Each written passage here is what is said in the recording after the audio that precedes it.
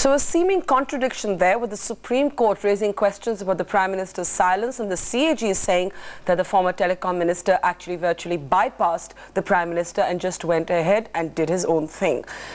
But does this scam now go well beyond the telecom minister, or rather the former telecom minister? Is the Prime Minister answerable as well, with the Supreme Court turning the focus on him and his party? Let's get started with our debate this evening.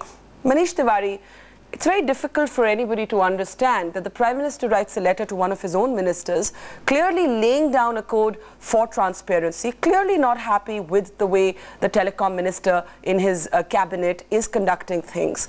But then the telecom minister goes ahead and does what he wants to anyway, and the Prime Minister never intervenes to stop him. The Prime Minister is surely not helpless. He could have stopped Mr. Raja if he wanted to, and that, in a sense, is what the Supreme Court is alluding to today.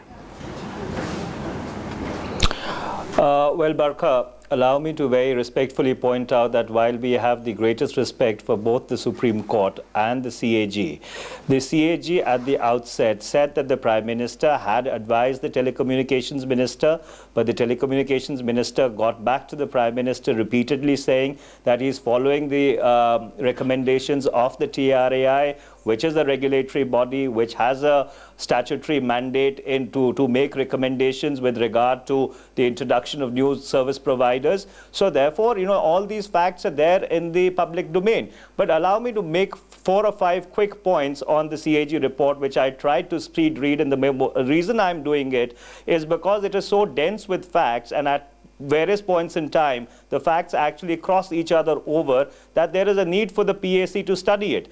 You see, the CAG report starts off by saying in its first paragraph that the loss is presumptive and the figures are open to question and debate. It repeats it on page 8, repeats it in the final 3 lines of the conclusion, as well as on page 33 and 35. The second point which the CAG report makes is that the TRAI chairperson advised the telecom secretary that the new licensees should be given licenses at the price of the 4th cellular.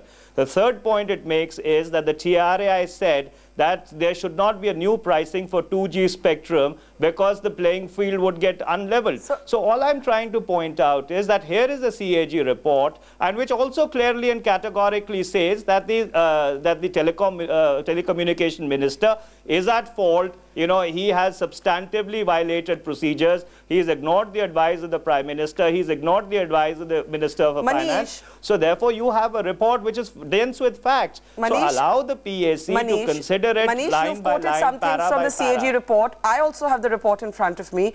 It also says that the Department of Telecom process lacked transparency and fairness. It says Raja ignored the advice of the Prime Minister, the Finance Minister and the Law Minister, that there was undue haste in receiving and processing applications, that there was a violation of a 2003 cabinet decision to allow additional spectrum at 2001 prices, that there were undue benefits to RCOM and it was allocated spectrum ahead of others. Similar undue advantage was given to Swan Telecom, and so on. In fact, it says that 5 of the big companies given telecom licenses was irregular. My question is, hang on. Yeah. Barkha, one second. Barkha, I concede all the points that you're making. I am not disputing any of the points that you're making. All I'm saying is that the CAG report has what you've just read out, and the CAG report also has what I've read out. So are you saying, that the Congress is still in 2 minds about whether to dub Mr. Raja guilty or innocent? You still haven't made up your mind on whether you're supposed to publicly come out and defend him or not? Barkha, I think that's a very unfair imputation, for the simple reason we did believe that, yes, Mr. Raja was in the wrong, and that is why the Prime Minister, the moment this report came in the public domain, even before it was officially laid on the floor of the House, asked Mr. Raja to resign. Please appreciate that these licenses were allotted on the 10th of January 2008. It is this government, it is this Prime Minister which, at the recommendation of the CVC, allowed a full transparent CBI inquiry to take place, which allowed the CAG to examine it extenso. No files were held back from the CAG. In fact, they are on record thanking the government for allowing them complete access. So therefore, we had nothing to hide. Manish, it's actually widely believed, and I don't even think it's a particular secret for anyone who follows politics, that the Prime Minister wanted Mr. Raja out, that the Congress wanted Mr. Raja out, but was not able to manage the numbers or the negotiation that may have involved with the DMK. We had Sanjay Baru on our show last night sort of suggesting as much. But Subramaniam Swamy, it was in response to your petition in the Supreme Court that the court made the comments that it did on the Prime Minister. But let me put it to you slightly differently. You wrote a letter asking for sanction to basically file a case against A. Raja under the Prevention of Corruption Act. But is the Prime Minister and the Prime Minister's office obliged to respond to every individual that writes to it asking for such sanction? I'm not every individual. I've been a minister twice. I've been a member of parliament 5 times. And the Prime Minister knows me personally for almost 4 decades. This is... in any case, I would say that if anyone does write a letter from anyone from the street upwards on an allegation of corruption, the Prime Minister must respond. He can easily say, no, I will not give you a sanction. What he did was he did neither. He couldn't. He could not deny me sanction because I would have come back to court saying that he's unfairly denied me sanction. He couldn't say yes because he would have been in trouble with this party and his coalition. So that's the dilemma, and he finally, therefore, yesterday night resolved that by sticking his, sticking up for some principles and got Raja fired. So that is the story. The Supreme Court is concerned that in future such things should not happen. That somebody gives a petition, well-reasoned petition with full of facts, the Prime Minister must act. And that's what he wanted to know. When the Supreme Court had already in 1998 had said that that in such matters of sanction, you should not take more than 3 months. Now he has taken almost 2 years and still he has not given me sanction. Now of course I don't need his sanction, but the fact of the matter is that in future no Prime Minister should be allowed to dilly-dally on this issue. All right, you've made a fair point. I'll get Manish to respond to it in just a moment, but let me go to Rajiv Chandrasekhar now, somebody who has been in Parliament but also in the telecom business and has also been writing to the Prime Minister on this entire issue. Rajiv, when you look at the big picture, Raja is out, but do you believe that this scam goes well beyond in the light of what the Comptroller and Auditor General of India have said today in their report? No, absolutely, Barka. I think, Minister Raja is just one small element of this complex web of corruption and misuse of the government, and of course the consequence of loss of money to the people of India.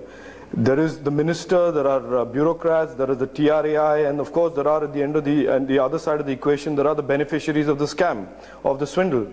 And unless you get to the bottom of all this, and unless we are able to once and for all prosecute this white-collar crime, this will just repeat itself again and again in different forms and shapes.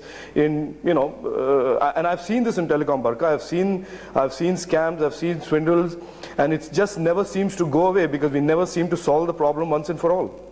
And not enough is said about the corporate houses. We'll get Rahul Bajaj into this debate in just a second. But Jay Panda, as somebody who's also a business person and a parliamentarian, Rajiv and I were talking about this earlier, that there was this famous article by Raghuram Rajan that said in India, wealth can still be created only by proximity to political power.